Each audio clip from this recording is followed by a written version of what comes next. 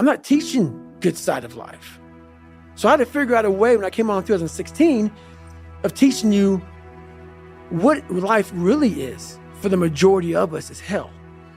And so while people love to show you the cars and the house and the vacations and all that's good, all that's happy, I'm going to show you the side that I know most of you are going through. And people hide very well. I don't want to hide anymore. I hid it for 24 years. So that's why now when I told you, we can talk about whatever you want.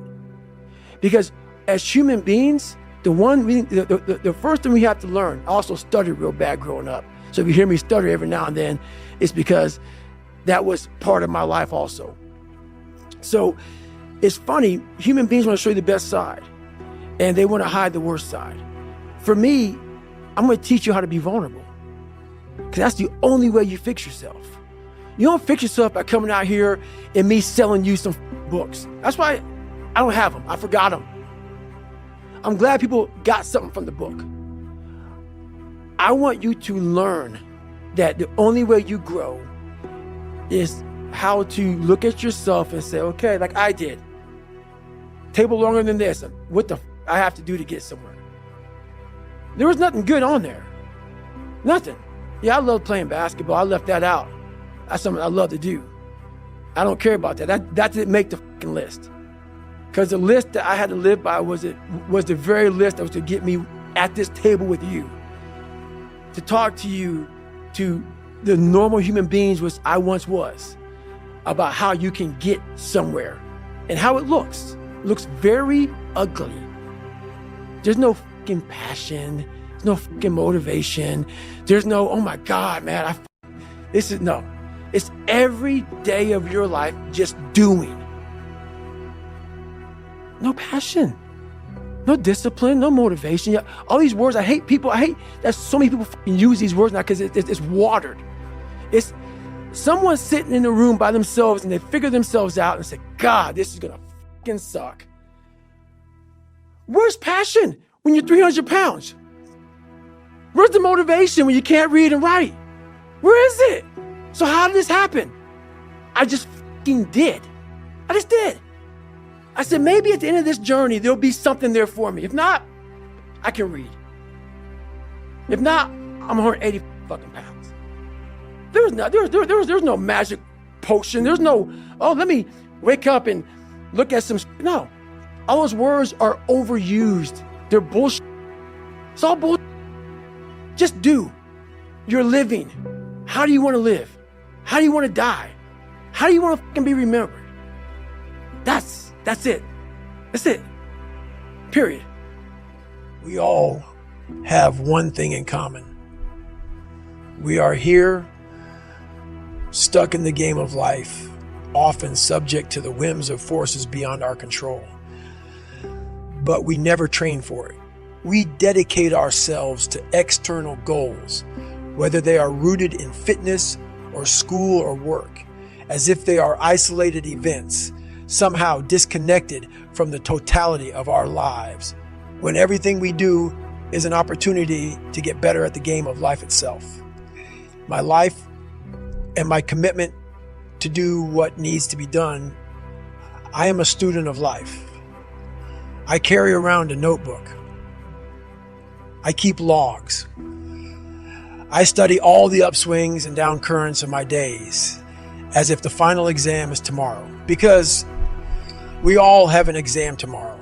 Whether we realize it or not, every interaction, each task is a reflection of your mindset, values, and future prospects.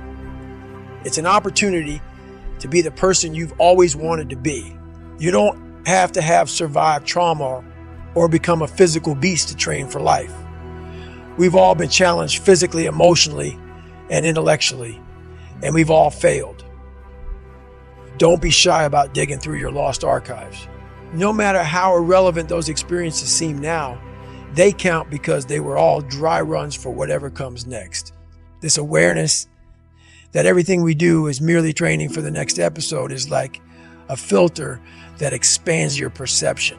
When you get assigned something at work or school that you don't want to do, step into a conflict you didn't see coming, someone close to you gets sick or dies, or a relationship falters, you will see these challenges as new chapters in life's textbook, which you can study to make sure that the next season of loss won't be such a kick in the knees. Not just for you, but more so for the people around you. We all know that training is required to make the cut in competitive sports, get into the best schools, and compete for the most coveted jobs, because that's what it takes to be prepared. We all have a voice in our head. Some of us are very spiritual, some of us are not, but we all have this voice in, you're doing, this is wrong, don't do that. The more you don't listen to that voice, the further that voice gets away from your head. Some people call it the Holy Spirit, some people call it God, some monks, whatever you call it. It's there. We all have it. It's the right or wrong voice. But the more we don't listen to it, the more that voice goes away. The only voice you hear is yourself. When the only voice you hear is yourself, you're wrong. There's a voice that guides you through life. But sometimes it's guiding you in a direction that you don't want to go. That's usually the right place to go. It's that uncomfortable place. So that voice is always talking to me, but we don't listen to it. I listen to it. And when I start getting anxious, nervous, like we all know when we've done too much because it's telling us, I'm getting tired, I'm wearing down. But we go. I start talking to my fiance, hey, I'm doing too much. You start now, like I did in Hell Week, like I do all the time, the 1 second decision. It's that decision when your mind starts to get so amped up. Whenever you can't hear yourself think, you gotta slow down. Whenever you're living off a schedule, every day's a schedule, you have no time for yourself. When you start, and we all know it, I don't have time for this anymore, I don't have time for that anymore. That's when your mind and your body are saying, think about that. I'm neglecting my fiance, I'm neglecting my disciplines of life, I'm neglecting my reading, my learning, my workouts, my diet. When you start neglecting all of that, you neglect one of them, you can neglect all of them a long time. It's going to haunt you.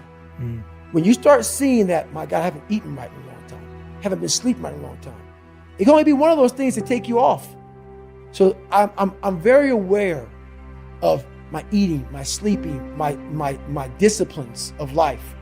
And when I started to get too far away from them, it's a hard stop.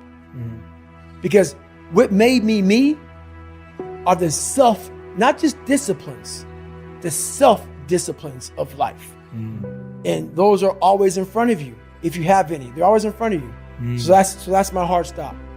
Bad men obey their lusts as servants obey their masters. A forbidden fruit is the sweetest. If it weren't so pleasant to submit to your urges, nobody would ever struggle with self-discipline. However, notwithstanding how much pleasure it can bring, it's important to see the temptation for what it is. Your enemy on the path toward freedom. Obeying your lusts enslaves you, while rejecting them increases your freedom. The reward you'll get for not succumbing to your temptations will more than make up for the price you pay today for missing out on the instant gratification. Self-disciplined people may appear to some as if they were the ones being enslaved. After all, they're the ones whose lives are so limited. They don't get to eat junk food. They follow a strict routine, deliberately expose themselves to discomfort, and reject what society considers the spice of life: gluttony, laziness, and engaging in other vices. What the critics fail to see is that through the rejection of those temptations, the self-disciplined become the masters of their lives. They serve the goals chosen by themselves instead of fleeting, spontaneous temptations. They choose to forego temporary satisfactions for deeper, more lasting ones later on. In the meantime, in the long haul, the people who fail to control their urges, or rather, don't even try to control them, fail to control their lives, manipulated by the temptations like a marionette. The loafer believes he is enjoying life, but sooner or later he must face disillusion, since self-discipline shines in the long term and often doesn't seem to provide any benefits in the short term. You may be tempted to believe that people who are loafing around have it better.